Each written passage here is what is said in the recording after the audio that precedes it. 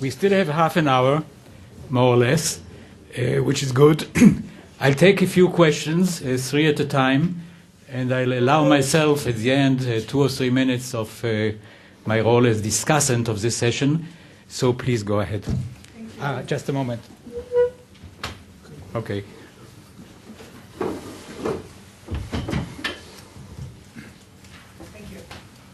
Thank you so much for your wonderful presentations, really. I have a boring methodological questions, I'm afraid. First, one goes to Professor Yar. You said, I found your results very interesting, really, and I'm kind of not happy but content that my country, which is Croatia, is not the only with a low level of trust. You said that, or you showed us that there are no differences between differences in the level of trust among people of different origins. That's relatively small. Relatively small. But I wonder whether you expect differences and why. Well, take 3 questions at a time. So that's the first question. The second one goes to Eli. I wonder if your example of how a young Arab reacts to the word sister is actually a description of his reaction to the word or to the actually breaking norms, or the reaction about the norm, not the word per se. I wonder if the reaction would be the same if you refer to any female member of his family, not only sister. And to go further, even further, I would wonder what the reaction would be if you say the same sentence, so please say hello to your sister, if you said that to a female member of the society, of the Arab society. So I'm puzzled if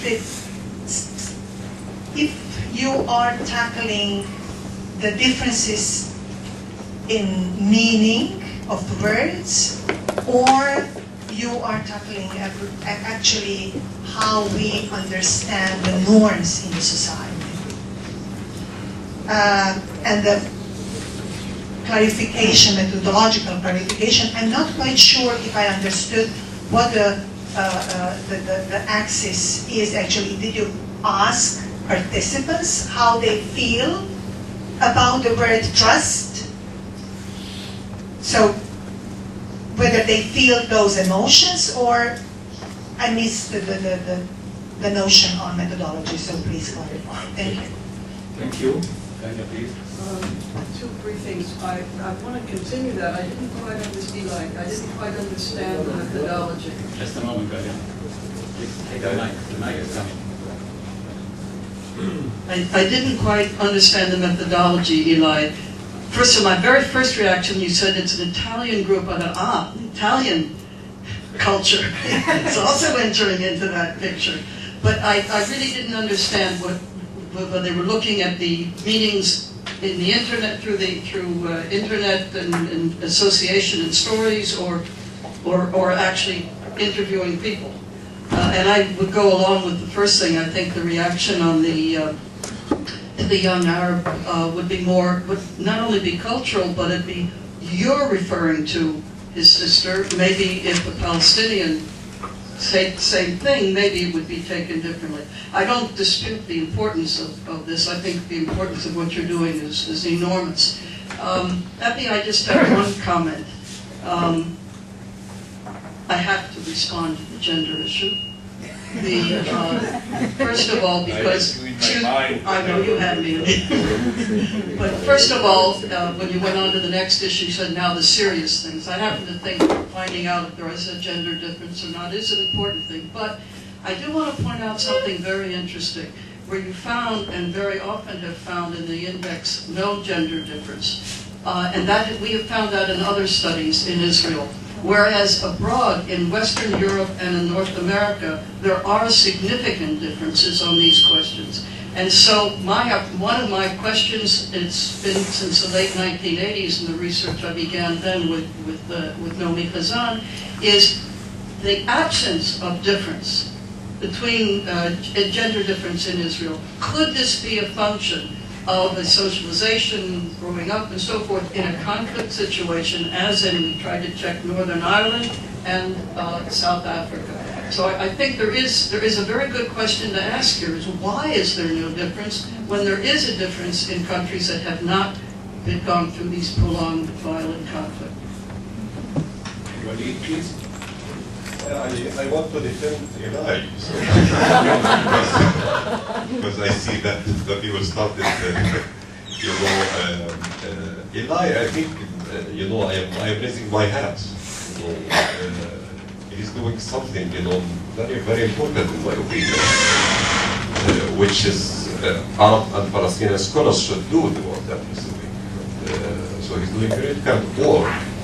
I agree with you that he didn't have time to clarify the scales better for us. So what's this relation to I can discuss. So please can elaborate more. Then I feel with you that you was prevented to present your findings about the concept of trust. So please go tell us more about that, because there is no enough research on that.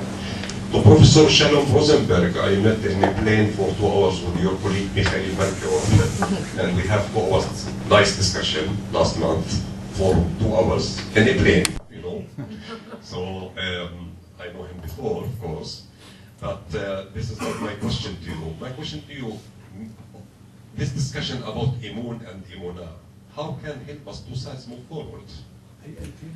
The concepts of Imunah that you presented, when you presented Imun and Imunah, you presented an interesting angle, very interesting angle for me, which has to do with past testimony. All the speeches yesterday about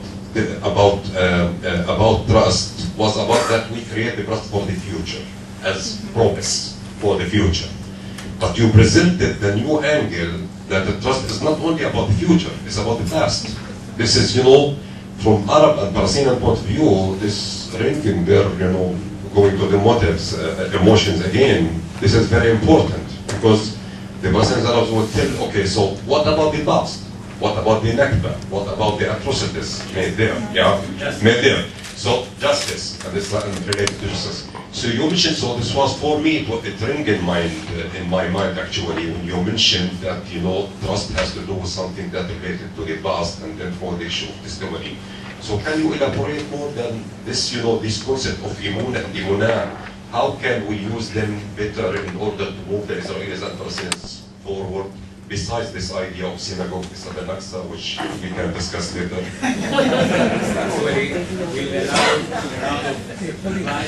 לקהל אין זכויות היום? סליחה.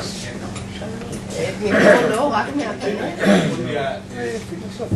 בסדר, אז תגידו. It's a wonderful versicle that says that when you find a sage, give him more, we can say, wisdom. My wisdom is very, very simple. We find in Hebrew something like achoti kala.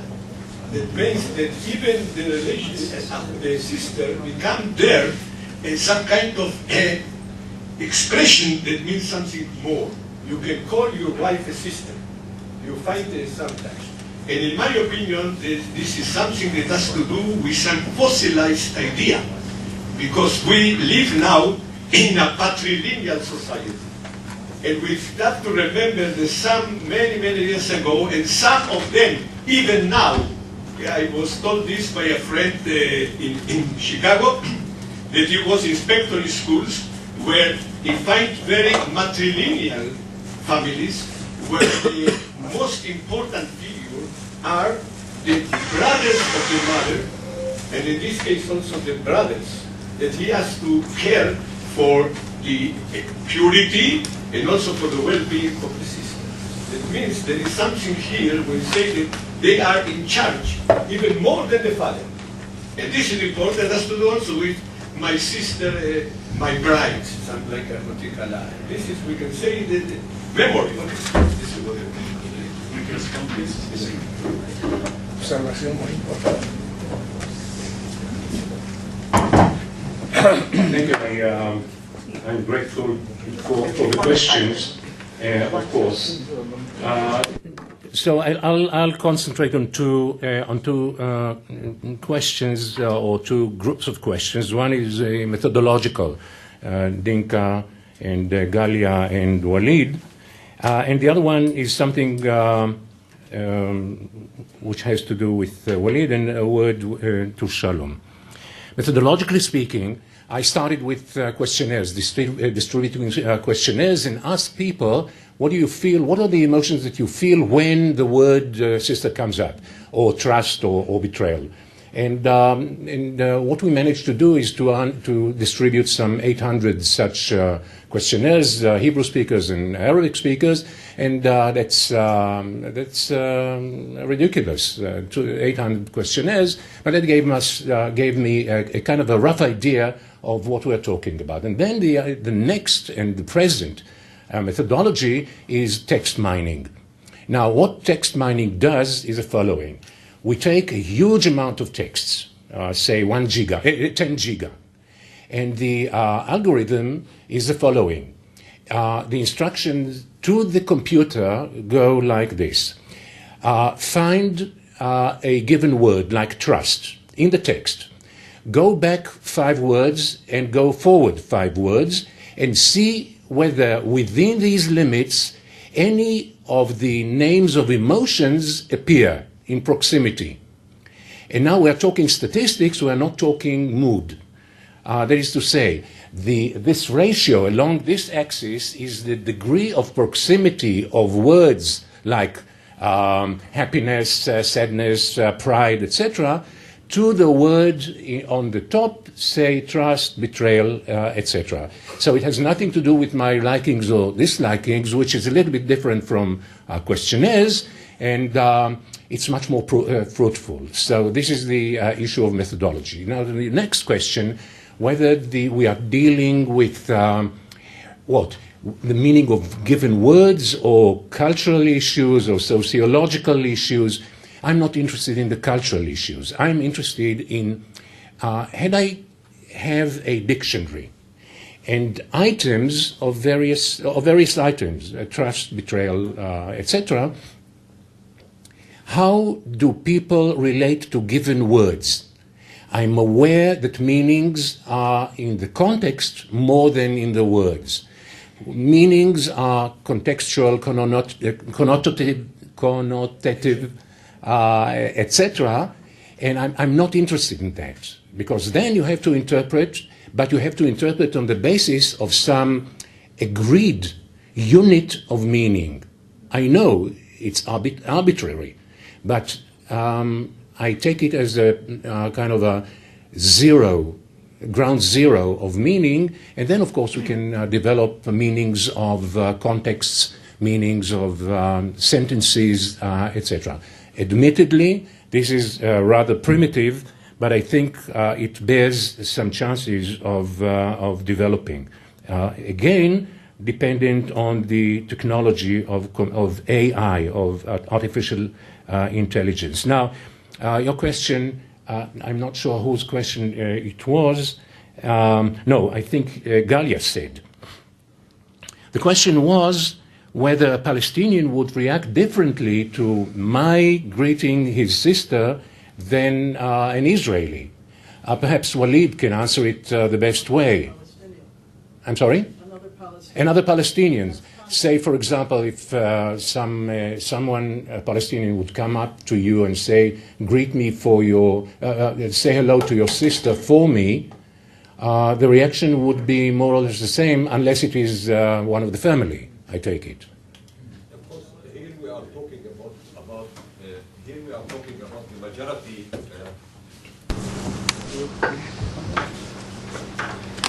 Here you are talking about the majority of, average Palestinians. Mm-hmm. The majority of average Palestinians will respond in anger about, asking. So where you know from my the connotations will come, how you know my sister, so how it comes that you send her greetings, and skepticism will come to mind. But at the same time, there are deep, differences. I don't know how much you took into consideration. So therefore, liberal, secular Palestinians. For me, for instance, will make no problem, for instance. Yeah? So there are also differences between Palestinians.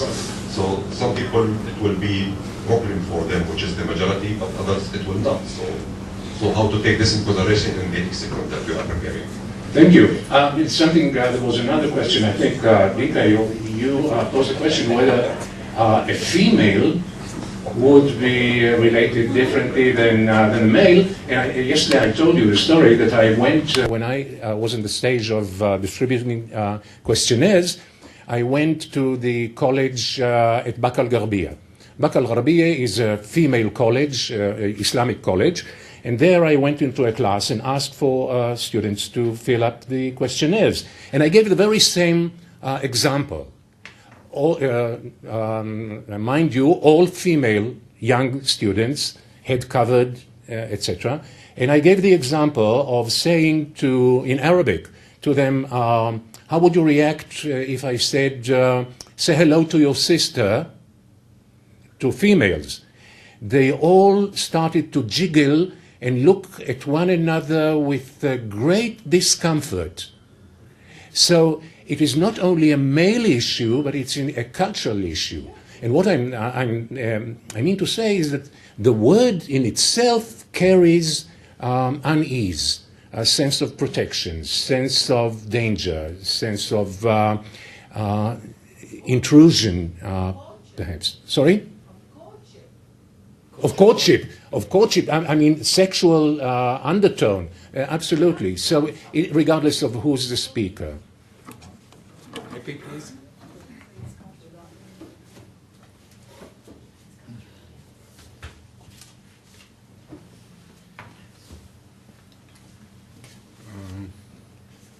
I would first refer to not to the questions, but just a short note concerning Shalom's lecture about Shalom's question about the importance of the temple as a creed, and it reminded me that a few years ago I read a book by a professor of law from the American University in Washington, D.C., in which he analyzed the strengths and weaknesses of the Oslo Agreement. He went on all the paragraphs and points of the Oslo Agreements, and he found some, some positive or some strength and some weaknesses. And I remember that one of the weaknesses that he singled out was that the Israeli were expected, according to the agreement, to give to the Palestinian tangible stuff, whereas the Palestinians were expected to give mainly commitments, promises that they will, for example, stop terror, things like this. There were some other weaknesses of the Oslo Agreement, which is not, of course, the topic here. I'll just mention briefly. For example, there was not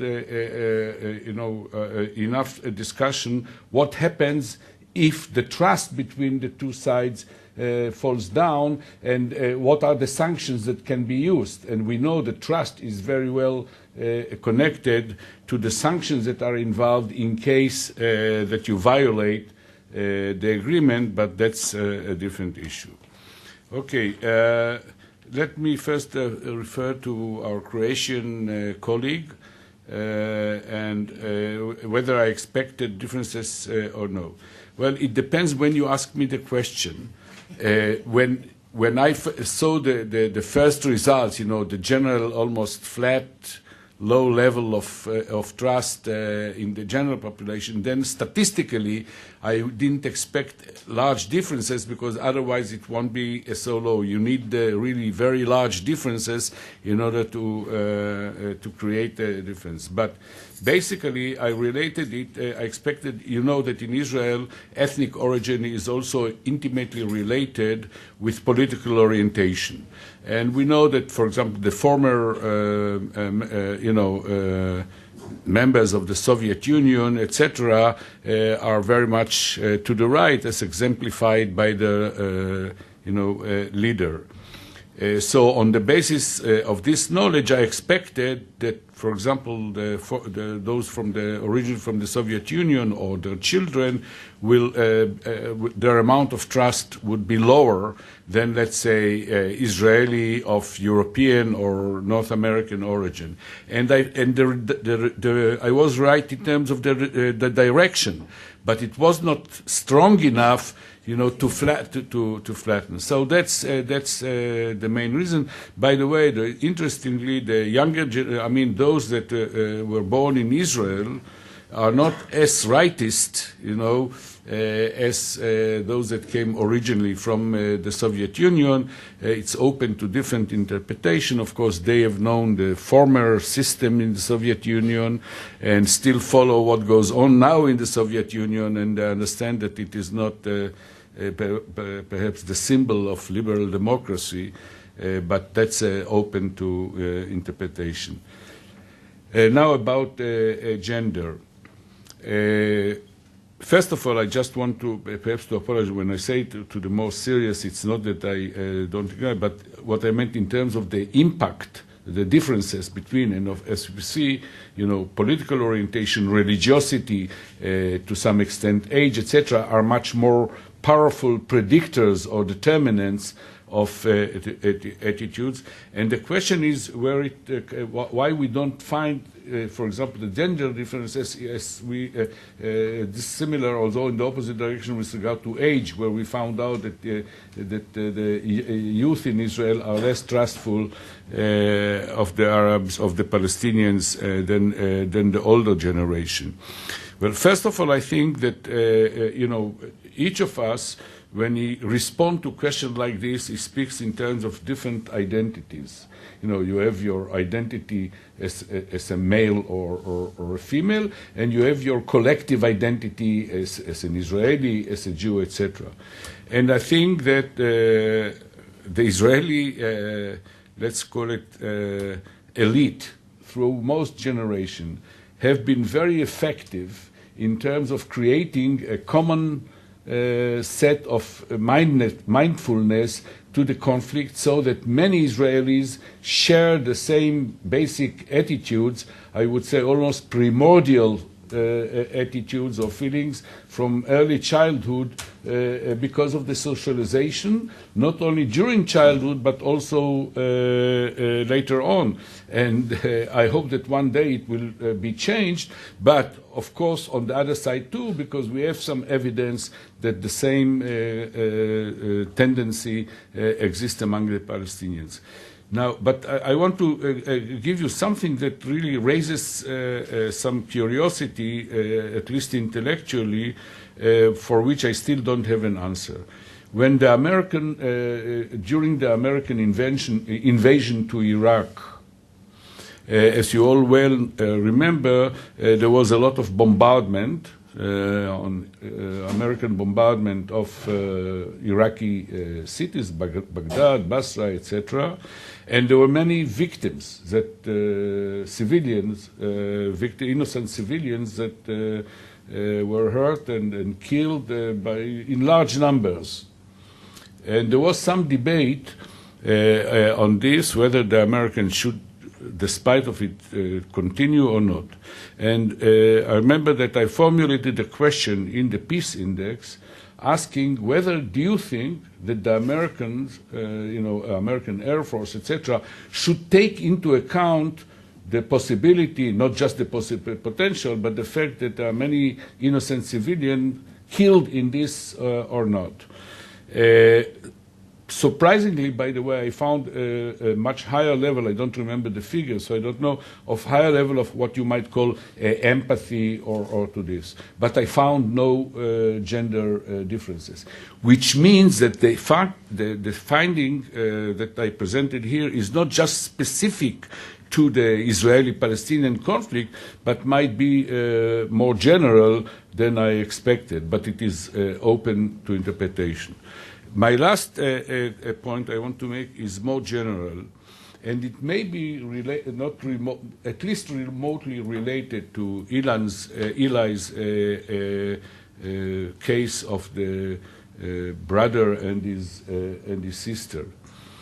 I'm going back to Emil Durkheim, a well-known sociologist of the second half of the 19th century, and it is probably most of you know his famous book about the division of labor in society, according to which, you know, all the evolution of society throughout the generation moves from what he called organic solidarity, from mechanical solidarity to organic solidarity. And this has a direct bearing upon, in Durkheim's analysis, of trust. In fact, he speaks about the concept of pre-contractual elements of contract. And he says that contracts have any value at all if they are preceded by a certain amount of trust. Now, how is it connected with Eli's? According to, and it's not only Durkheim, but later on Alex Inkeles, that you might know in the 1960s about in his book Modern Man, also speaks about it, not exactly in the same way that Durkheim, but quite similar, says that trust is the ability that in order for society to become modern, you must develop the capacity to trust people that are not either your relatives or members of this kinship or share your values, but to be able to trust people with whom you have no acquaintance at all, but democracy and modern society depends on these kind of capacities. Now, maybe that, and the interpretation, and this may be tested, that we know that the kinship system in the Arab world is still very, very strong, and it's reflected not only in the conflict situation or the situation that you have of male courting female, but also in politics, etc. We know even Palestinian Israeli, their voting pattern is very much influenced by the Hamula or the clan or the to which they belong. Maybe that in the Palestinian culture, the brother has not yet developed the idea or the value that that a male can interact with your sister without any romantic dimension about it. So the very fact that you give my regards to your sister, he is immediately on the alert because he assumes that otherwise, why should you give regards to my sister if there's not something in it? Now, perhaps you can interpret it better than I, but it just occurred to me that this has to do with the overall fact that the Muslim, that the Arab society has still certain traditional elements in it compared with modern, advanced, post-industrial societies. Thank you. Thank you. Allow me in the 2 or 3 remaining minutes to add another dimension which may be of some interest. I guess quite a number of you are familiar with a Dutch sociologist by the name of Gerard Hofstede, who termed the concept of tolerance to uncertainty. Tolerance to uncertainty. And in a series of comparative studies, Hofstede and his colleagues showed that Israel, unfortunately Palestine was not included, that Israelis score very low, relatively speaking, when it comes to tolerating uncertainty. In other words, for obvious historical reasons, anchored in collective memories, traumas, Israelis crave for as wide as possible margins of security and predictability in all spheres of life. But it is not just memories or traumas. If we look at the data published by the Israel Institute of Democracy or by APR's Peace Index and others, we cannot but notice the consistently negative trend in the trust expressed by Israelis toward their own central institutions, be it the courts, the media, the political parties, the police, the Knesset, etc., with a possible exception of the IDF. Asa Kasher yesterday termed it quite nicely as a system of established distrust. These trends do not only stand out in international comparison, but also in comparison to the Israeli society itself in earlier times. I suspect, although I've only seen indirect indicators and not empirical data to that effect, that the level of this intra-trust, this low level of intra-trust is also true among Palestinians toward their emerging institution, and it's certainly not very high. And it goes without saying that one's tolerance to uncertainty is low. The predisposition to trust one's own leaders, to take the risk of trusting the other, is minimal.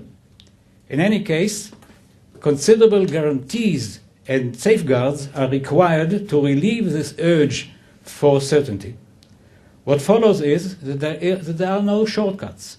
At least here in Israel, the long way to overcoming trust barriers with our neighbors begins at home, by securing law and order, successfully combating corruption, decreasing social gaps, reinforcing the credibility of the democratic institutions, and above all, curbing the tendency towards social Darwinism of each one to his fate that totally diminishes the capacity for trust.